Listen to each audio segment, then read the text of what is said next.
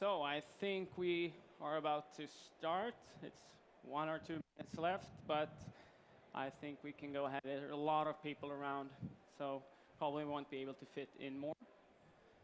So, good afternoon again, and welcome to the session around Azure Kubernetes networking here at Ignite. And I hope that you have had an amazing first day and that you are excited about all the announcements that Microsoft has made during the technical keynotes today. And the background to this session came to me during an Azure networking workshop together with a customer. And you know, it's always like that. You sit with the customer, you're in a meeting, you're feeling comfortable. I know this stuff. And it was the same during that meeting. We went through the architectural decisions that you need to go through when moving to Azure and build a solid infrastructure. We went for a hub and spoke networking model. We were going to use network security appliances for outbound traffic and some other things that you normally would.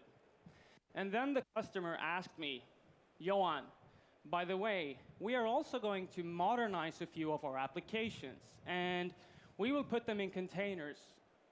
And we plan to use Kubernetes for container orchestration.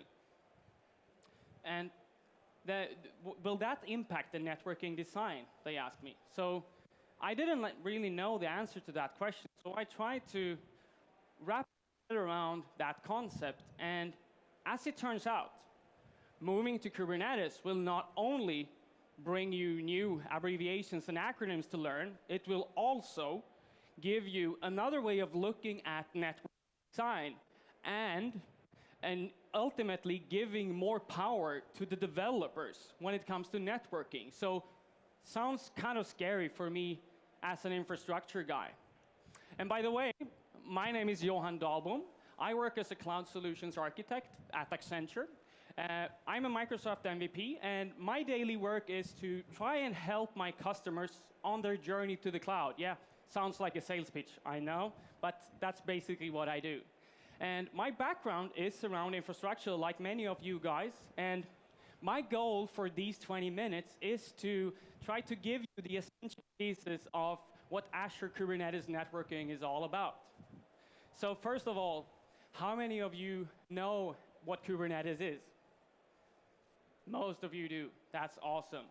So then I don't need to tell you that Kubernetes automates the process of basically deploying, managing containers at scale. So because it's open source, with relatively few restrictions, anyone can use it more or less anywhere. And the focus for this session will be on Azure's Kubernetes Service, so the managed service that they provide in Azure. And looking into the architectural pieces that we have inside of Kubernetes, we have something called the master. And the master is the thing that knows everything. It has all the facts. It has the secrets. And it runs a few things called an API server, for example, and a scheduler that schedules how these pods that we're going into a little bit later in the cluster. So that's the essential piece of the Kubernetes setup. And then we have the nodes. And the nodes are the ones that the master are executing work on. So simple as that. This was messy.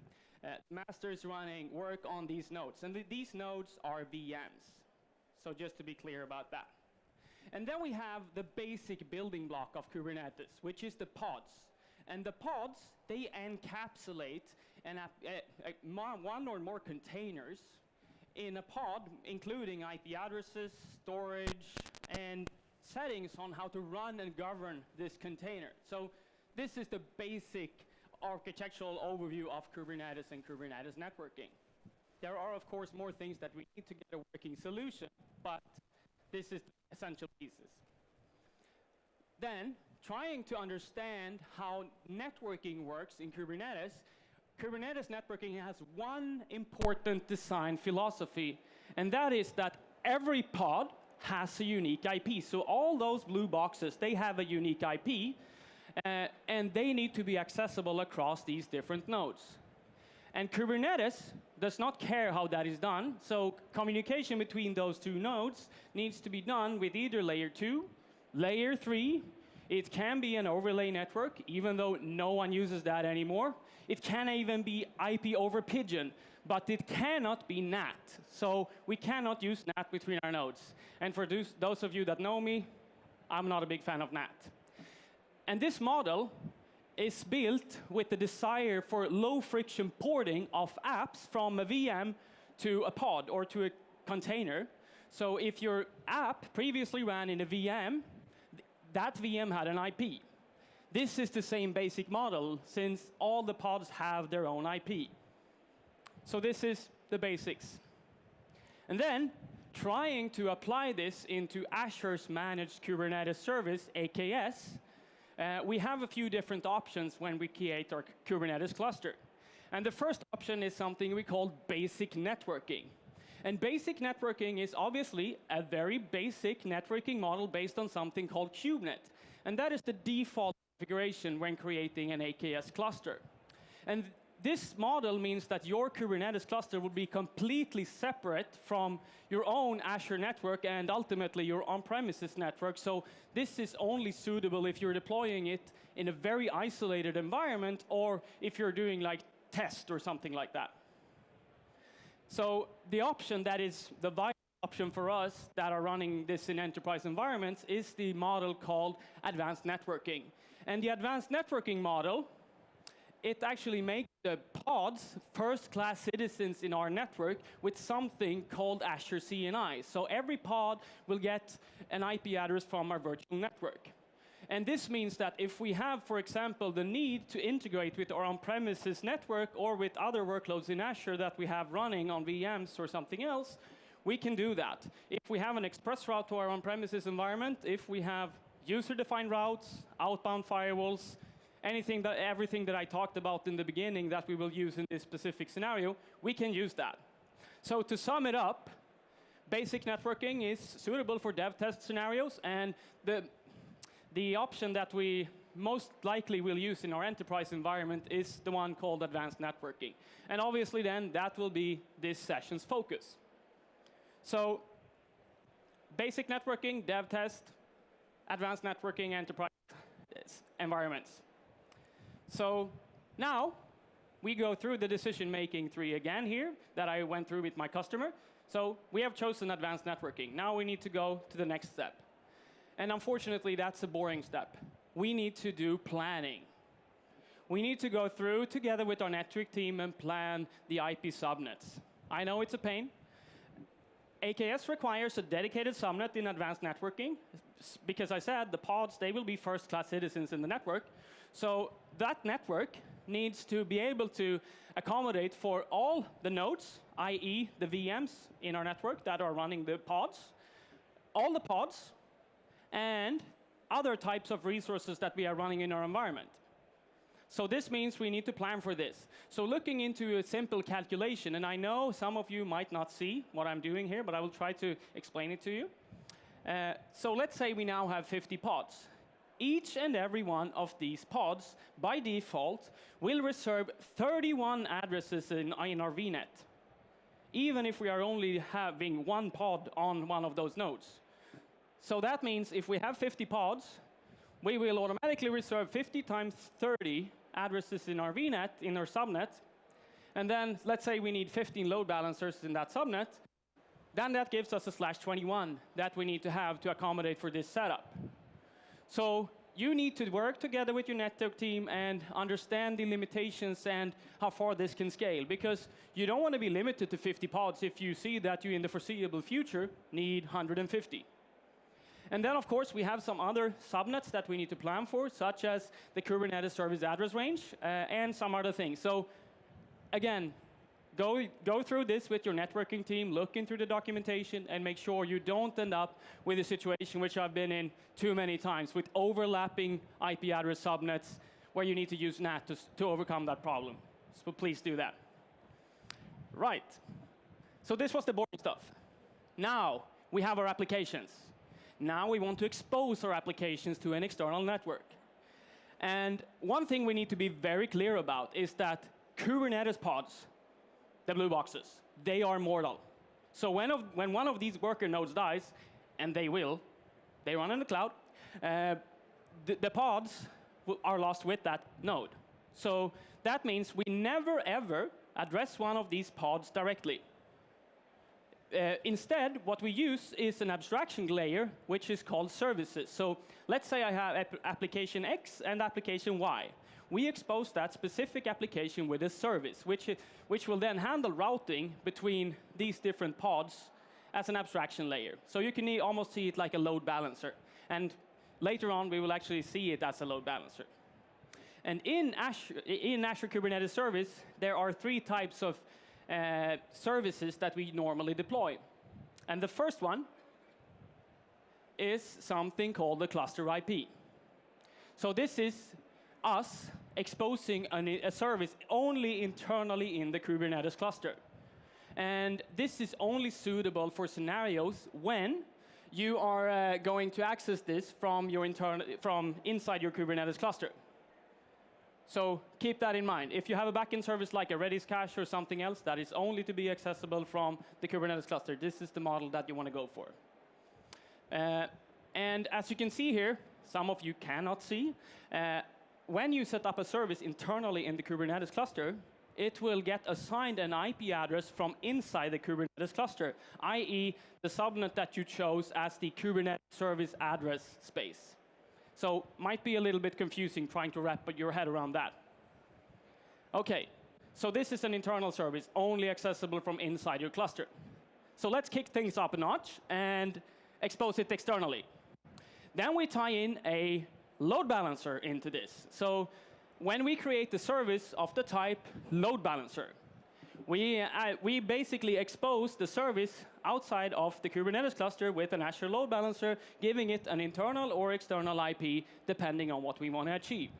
And this is something that we can do actually towards the same service, both with an external and an internal load balancer at the same time. And this is the basic model, which we call a load balancer. And this is only for load balancing, not for layer 7 load balancing. So it's like a layer 4 load balancer.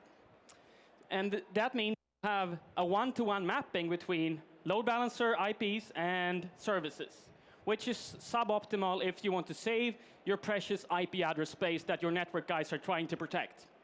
So keep that in mind. But for some services, it's the only way to do it. And then, if we have more needs or want to save our IP addresses, we can extend this and apply something in between that we call an ingress router or ingress controller. And that option, when we create the Azure Kubernetes cluster, is called HTTP application routing.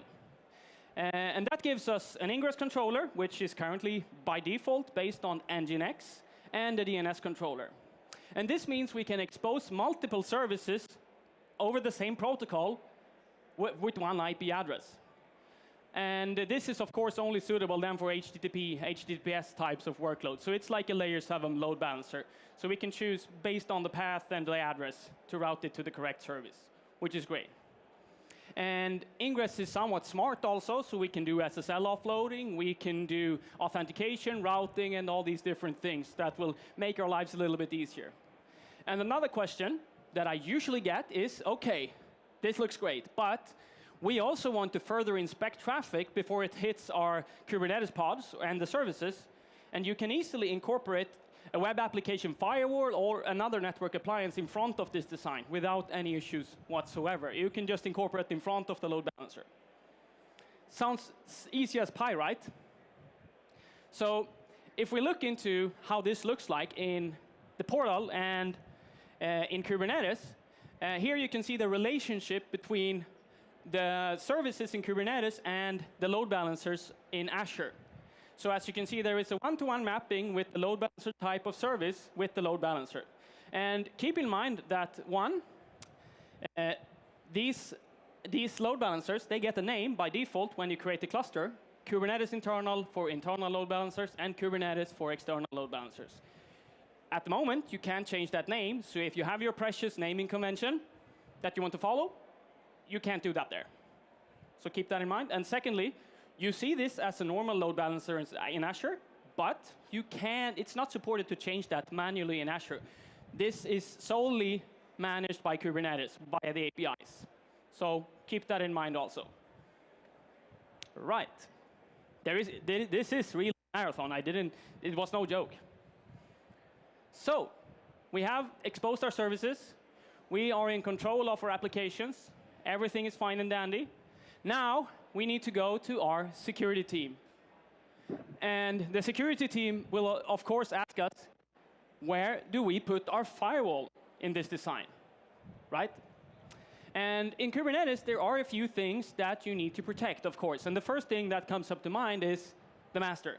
As I told you before, the master, it has all the facts. It has the secrets. It controls how the work is done in that cluster. You need to protect that.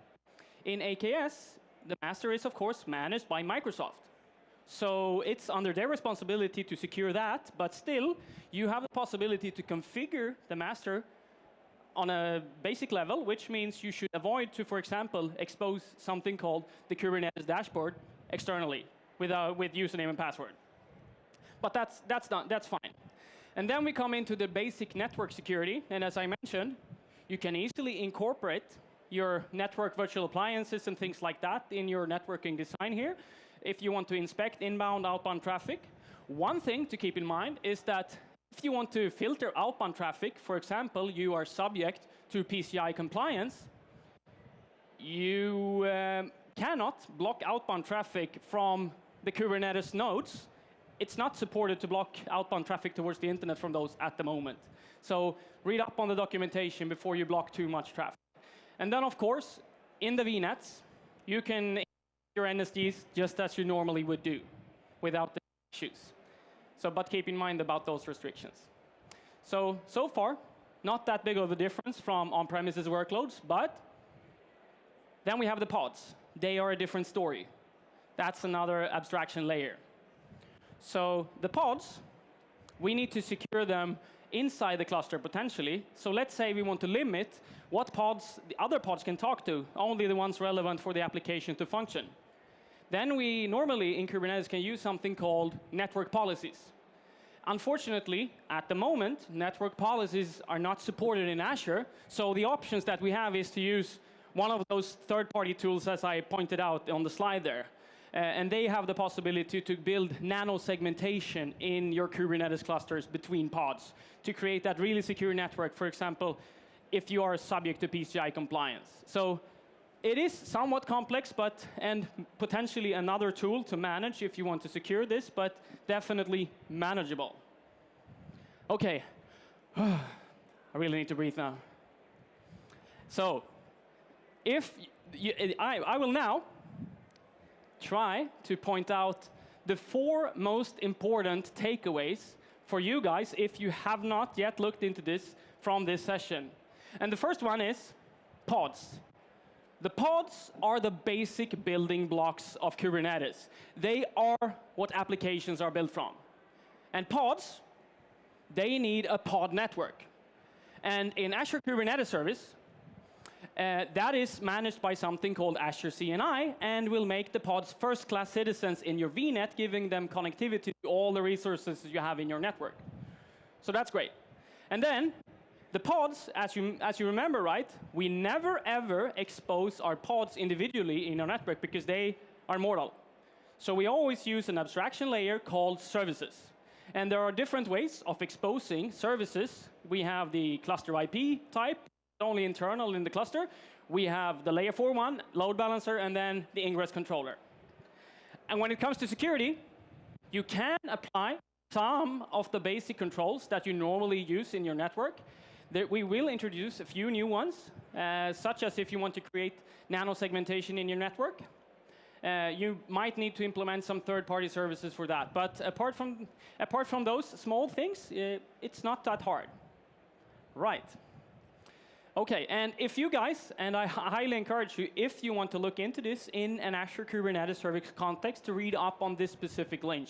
So bit.ly//AKS networking. There are a lot of good content there, and I will also try to post some information around this session after.